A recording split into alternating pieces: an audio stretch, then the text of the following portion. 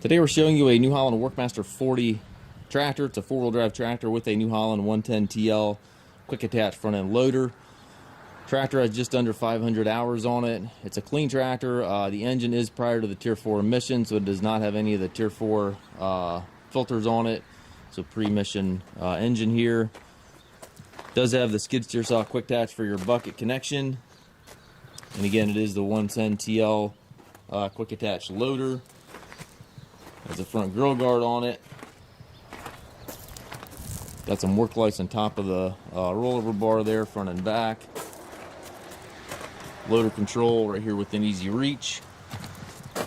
12-speed transmission, 4 gears over here to the right, and then 3 ranges over there to the left. And then you have forward reverse right here in the dash. So each gear you can go forward reverse. And everything does have to be clutched in that transmission. So this is not the hydrostat transmission.